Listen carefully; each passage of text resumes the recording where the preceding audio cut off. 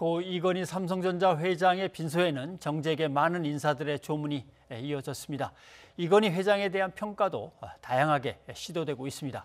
이건희 체제의 명암과 또 함께 앞으로 유재용 체제에서의 삼성의 미래를 살펴보도록 하겠습니다. 건국대 최백은 교수가 나와 계십니다. 어서 오십시오. 안녕하세요. 예. 돌아가신 분의 업적을 한번 좀 생각을 해봐야 될 것 같은데 전 선대인 이병철 회장의 삼성과 이건희 회장의 삼성 얼마나 달랐습니까? 일단 양적인 측면 속에서요. 예. 양적인 측면 속에서 비유를 하자면은 이병철 회장 때 삼성은 사실 글로벌 차원에서 볼 때는요. 예. 동네 슈퍼마켓 정도였다면은 이건희 회장에서 이제 그러니까는 그 삼성은 백화점 정도로 양적으로 성장을 했다. 예.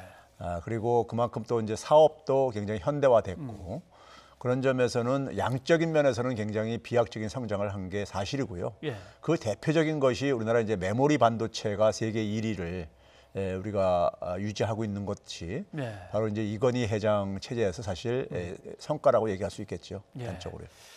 사실은 물론 밑에서 수하들이 맞습니다. 서치를 한 다음에 이거 메모리 반도체 해야 됩니다 이렇게 얘기는 했겠지만 그건 총수의 결단이 있었어야 되는 거니까. 그렇죠. 거기서 나름대로 큰 업적을 남긴 건 분명한 것 같고요. 저도 취재했던 기억이 납니다만 다 성공한 건 아니었습니다. 보면 명품 시계 사업에 뛰어들었다가 그냥 회수하기도 했고 미국의 무슨 컴퓨터 회사를 인수했다가 또 팔기도 하고. 대표적인 건 자동차 회사는 참 아쉽게도 잘 안 됐습니다. 맞습니다. 저는 이제 그걸 생생하게 기억하고 있는데요. 예. 제가 그 당시에 삼성이 자동차 사업 뛰어들 때 진출할 때 학자들 사이에서도 굉장히 설왕설래 말이 많았었습니다. 대부분 사실 경제학자나 경영학자들은 사실 삼성의 자동차 사업 진출에 대해서 바람직하지 않다는 입장이었어요. 당시에요. 왜 그러냐면은 자동차 산업은 기본적으로 규모의 경제를 추구를 하거든요. 미국만 하더라도 우리가 보게 되면 미국의 그 큰 시장에도 자동차 회사가 한 서너 개뿐이 없지 않습니까요? 그런데 우리나라 당시에 이미 3개의 회사가 있었었죠. 그렇죠. 현대, 기아, 그다음에 대우 이렇게 있었었죠. 근데 삼성이 거기에 추가로 뛰어들게 되면은 사실 그 해외 시장을 그러니까 개척하지 않는 한에 있어서는 우리나라 내수 시장을 보고선 진출한다는 것은 굉장히 처음부터 무리일 수밖에 없었고요. 그런데 본인이 자동차에 대한 애착, 본인이 그렇죠. 자동차를 굉장히 잘한다는 어떤 이런 자부심, 이거 가지고 이제 그러니까는 사실 진출을 했는데요. 결과는 어쨌든 간에 굉장히 실패였죠. 실패였고 특히 이제 외환의 길을 겪으면서 자동차 회사를 매각을 하고 상당 부분 그러니까 그 부채에 대한 부담도 삼성그룹이 떠안을 수밖에 없게 되었었죠. 사실은 그냥 자동차 사업을 했다가 잘 안 됐다 이렇게 하고 얘기는 끝나지만 수많은 노동자들은 일자리를 이제 잃고 다 거리로 쏟아져 나오고 그게 몇만 명 수준이 되고 이러는 거니까요.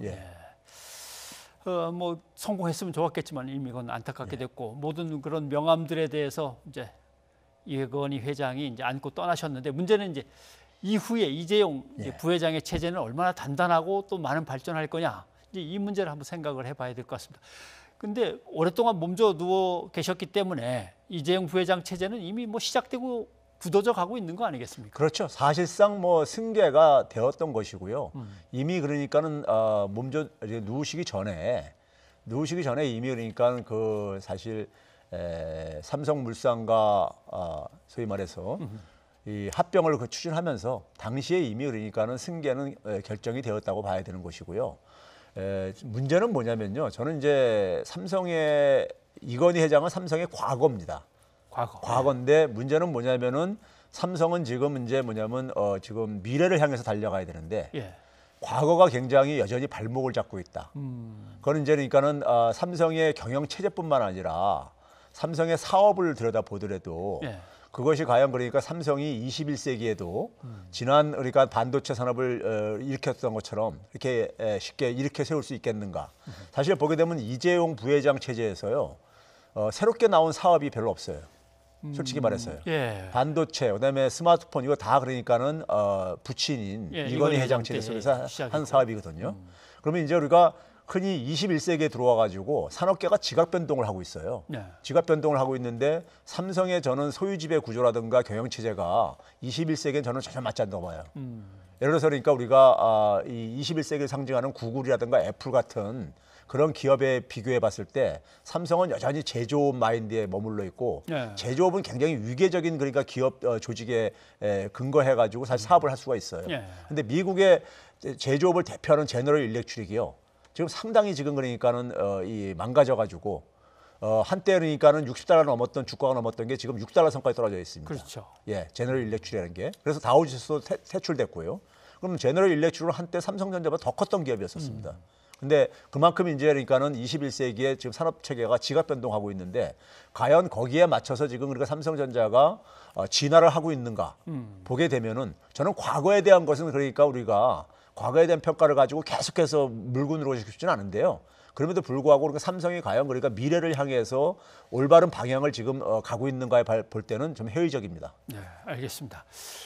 그러나 이제 경영을 완전히 넘겨받으려면 현실적인 과제는 상속세를 내야 됩니다. 예. 그러나 이제 우리의 상속세 제도라고 하는 것은 일단 얼마를 상속받게 되느냐에 따라서 바로 이제 내게 돼 있으니까 무엇을 팔아서 현금을 확보해야 되는 거 아닙니까? 10조면은 엄청난 규모인데.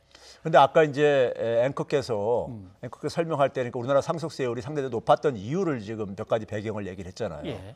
그러니까 상대적으로 그러니까 소득세를 높게 만약에 납부를 한다거나 예. 소득세를 제대로 납부한다면은 상속세를 그러니까 좀 낮출 수도 있어요. 그렇죠, 낮출 수 있죠. 근데 우리나라 같은 경우는 보게 되면은 소득세가 제대로 징수도 안 될 뿐만 아니라 편법이나 불법으로 상속하는 경우도 굉장히 많잖아요. 예. 그러다 보니까는 사실 우리가 10조라는 규모가 굉장히 일반 서민한테는 큰 돈이지만은 이 상속세에 대해서 저는 걱정을 한다는 것 자체가 좀 어떻게 보면 좀 웃긴다는 얘기 좀 생각이 들고요. 그런 점에서 삼성은 이 상속세에 대해서 재원은 저는 충분히 이미 마련해 있다고 보고 있고요. 그리고 지금 그러니까 드러나지 않은 그러니까는 소득도 굉장히 많이 있기 때문에 많다는 점에서 그러니까 상속세 10조가 그러니까 저는 문제될 것 같지는 않습니다. 전혀. 뭐 지배 구조가 바뀌면서까지 돈을 마련하니라고 그렇습니다. 허둥지둥할 필요는 예. 전혀 없을 것이다. 예. 이 조직이. 그거를 그러니까 염두에 안 두고 그러니까는 이 그 경영 승계를 할 수는 없는 거거든요. 만약에 그렇다면은 저렇게 무리하게 경영 승계를 안 하죠. 네, 알겠습니다.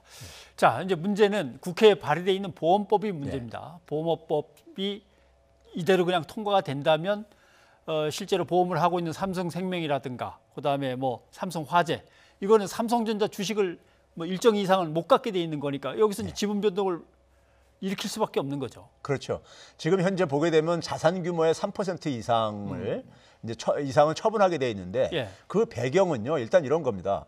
만약에 삼성생명이 갖고 있는 자산이라는 것은 기본적으로 고객의 보험료잖아요. 그렇죠. 그 보험료를 가지고 어떤 계열사 주식을 매입을 했을 때 그 주가 주식의 가치가 떨어지게 되면요. 보험사에는 굉장히 부실화될 수밖에 없는 거잖아요. 그 피해는 고스란히 삼성생명의 보험에 가입한 고객들한테 돌아갈 수밖에 없는 거고요. 그런 점에서 이건 하나의 보험업이라는 것은 하나의 금융회사란 말이에요. 금융에 대해서는 기본적으로 그러니까 우리가 건전하게 관리를 해야 될 의무가 있는 것이거든요. 근데 이제 지금 보게 되면은 취득했을 때 원가를 기준으로 해가지고 지금 현재 현행법은 이 자산 규모를 평가하게 돼 있는데요. 취득했을 때 주식에 비해서 굉장히 주식 가격이 변하잖아요, 계속이요. 그래서 주식에 대한 되게 주식이라든가 부동산에 대해서는 되게 시가로 되게 이 반영을 하는 것이 일반적인 추세예요. 그런 점에서 그러니까는 시가가 많이 떨어지게 되면은 그만큼 그러니까 손실을 많이 그러니까는 우리가 봤다는 얘기이기 때문에 올랐을 때는 그러니까 그만큼 또 자산이 그만큼 더 늘어나는 것을 제대로 회계 장부에다 반영을 해야 되는 것이고요. 그런 점에서 시가로 반영을 하게 되면은 아무래도 그러니까 더 많이 처분을 해야 되기 때문에 그것에 대해서 이제 그러니까는 소위 말해서 이제 그 삼성생명이 가지고 있는 삼성전자에 대한 주식이라든가 이런 것들이 축소될 것을 우려해서 그러는데 이거는 근데 대주주의 소유 경영권 방어 차원을 떠나서 그러니까 우리가 이거는 금융회사에 대한 건전한 그러니까 우리가 이 건전성을 유지하기 위한 차원 속에서 저는 접근해야 된다고 생각합니다. 자, 이재용 부회장은 지난 5월에 뉴 삼성을 선언했습니다. 그리고 아마 얼마 전에도 네덜란드에 막 급히 뛰어갔다 오고 하는 거 보니까 비메모리 반도체 쪽에 이제 사활을 거는 것 같기도 한데 아버지를 이제 떠나 보낸 뒤에 이제 자기만의 체제를 확실하게 구축하고 뭔가를 보여줘야 되는데 어떤 거에 욕심을 둬야 되고 어떤 거를 염두에 둬야 될 것 같습니까? 우리가 삼성 하게 되면 반도체에서 강자로 얘기를 하잖아요. 예. 근데 아쉽게도요. 반도체도 그러니까 제조 과정에 특화되어 있습니다. 근데 반도체에서도 고부가 가치는 뭐냐면은 소위 디자인 분야들입니다. 설계. 예, 설계 예. 디자인 분야들입니다. 근데 그 분야를 우리가 처음 진입할 때는 그러니까 우리가 좀 경험이 축적이 안 됐어서 못했다 하더라도 예. 지금 벌써 그러니까 한 30년 넘게 아니 40년 가깝게 시간이 지나가고 있는데 여전히 그 부분을 그러니까는 인재를 못 키웠다는 것은 제가 볼 때 삼성이 여전히 그러니까는 그 부분에서 이제 놓친 부분들이 있다고 생각이 들고요. 예. 그런 점에서 지금 이재용 부회장이 추구하는 그러니까 새로운 신사업들이요. 지금 우리가 예를 들어서 인공지능 같은 경우로 굉장히 이제 역점을 두고 있는데요. 예. 인공지능 하게 되면 삼성의 인공지능 하면 떠오르는 것이요. 우리가 빅스비라는 상품이 있었습니다. 빅스비. 빅스비 예, 있었죠. 예. 근데 지금 거의 안 쓰고 있잖아요. 근데 그 빅스비를 인수하기 위해서 엄청난 그러니까 돈을 투자해가지고 미국의 그러니까 바이브랩스라는 예. 소위 그 인공지능 플랫폼 기업을 인수해서 그나마 그거 만들었던 거예요. 그런데 삼성전자가 지금 스마트폰 시장 보게 되면요. 삼성전자의 갤럭시 폰하고 애플의 아이폰하고 결정적인 차이가 뭐냐면요. 삼성은 뭐냐면 여전히 제조업체입니다. 기기 제조업체. 근데 애플 같은 경우는 앱이라는 것을 그러니까 생산해서 판매하는 그러니까 우리가 아이디 업체들이 일종의 성격이 있거든요. 예.